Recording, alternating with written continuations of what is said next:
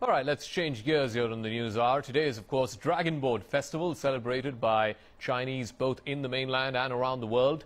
And our reporter Wang Mang, she's in Hong Kong. She's, of course, there to cover the anniversary of Hong Kong's return to the motherland. She's going to be doing that over the next week. Today, though, she's going to be talking to us about how Hong Kongers are celebrating the Dragon Boat Festival.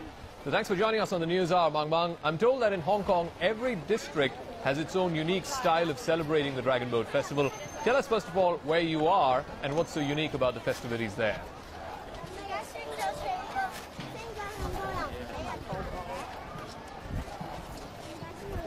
Mang, can you... Tai O is actually a really old fishing village. It's located to the southwest of the Hong Kong island, about 2 hours drive from there.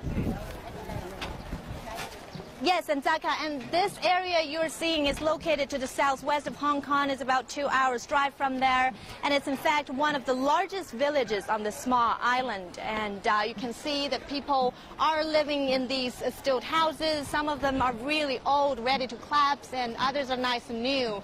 So they've been living here for generations. And what happens today, Zaka, is fishermen from 3 different fishing associations are holding this deities parade activity.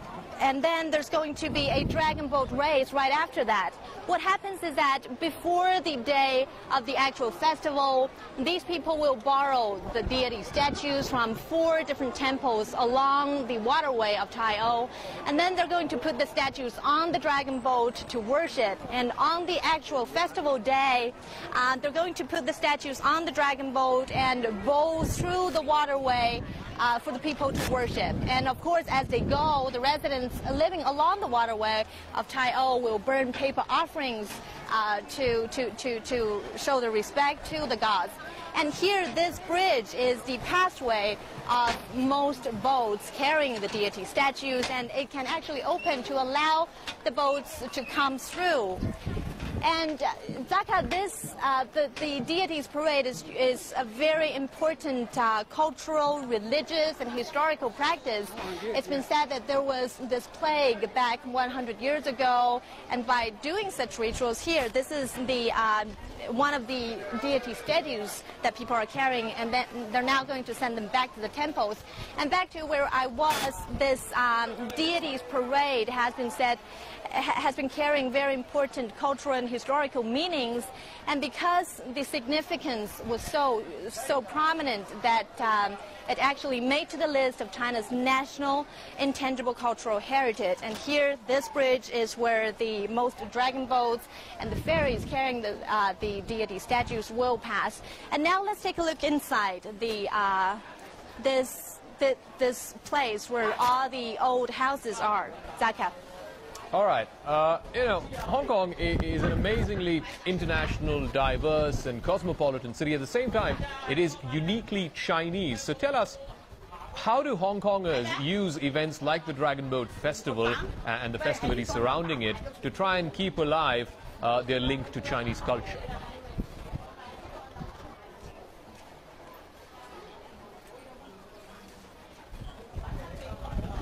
Well, Zaka, this place, as I said, the deities parade is an old ritual that dates back 100 years ago. There was this plague, and by doing such ritual, the plague was gone, but the custom has remained ever since. And from these fishery products, we can see that people depend really heavily on fishery, on fishing, but since many people are now working in the cities, the fishing industry is no longer flourishing here in Tai O.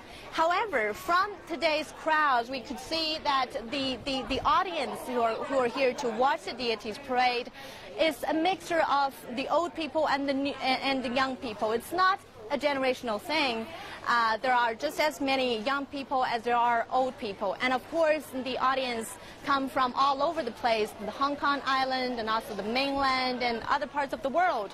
So here, this place carries a really significant cultural meaning for visitors who come to here to get a local flavor.